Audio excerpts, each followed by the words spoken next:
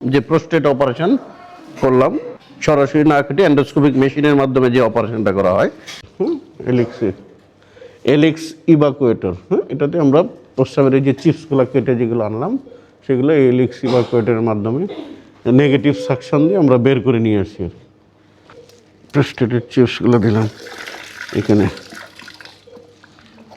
এই যে এইভাবে চিপসগুলো আমরা কেটে কেটে নিয়ে আসি।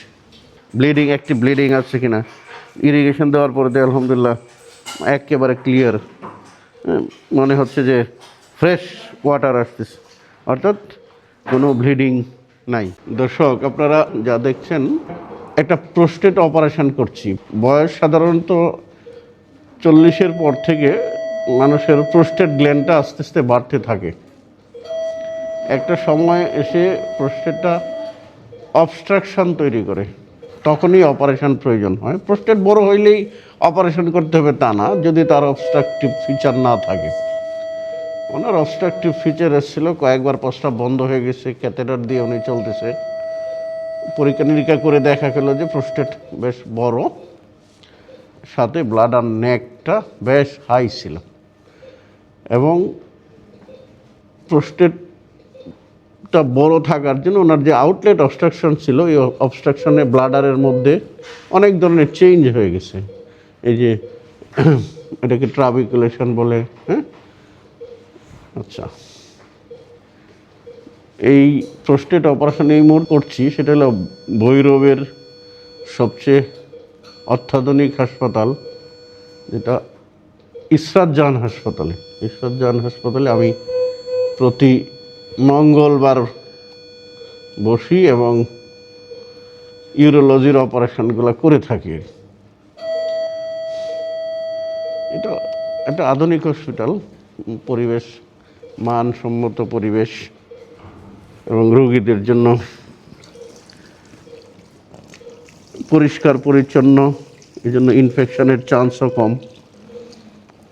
ওপেন অপারেশনগুলো ঠিক, এবং এন্ডোস্কোপিক অপারেশন, সব ধরনের অপারেশন হয় এখানে। ইউরোলজির অপারেশন রেগুলার হচ্ছে। আপনারা যারা এই ভিডিওগুলো দেখবেন অথবা দেখছেন, আপনারা পরবর্তীতে যোগাযোগ করবেন, কমেন্ট করবেন, যে যদি কোনো আপনাদের কোনো জিজ্ঞাসা থাকে। ওনাদের রিসিপশানে আমার নাম্বার আছে, আপনারা যদি ওনাদের সাথে যোগাযোগ করেন তাইলে আমার সাথে কথা বলার ব্যবস্থা করে দেবে।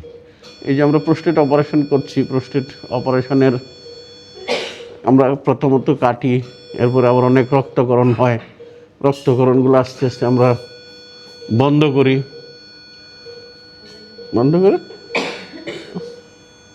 একটু নির্দিষ্ট,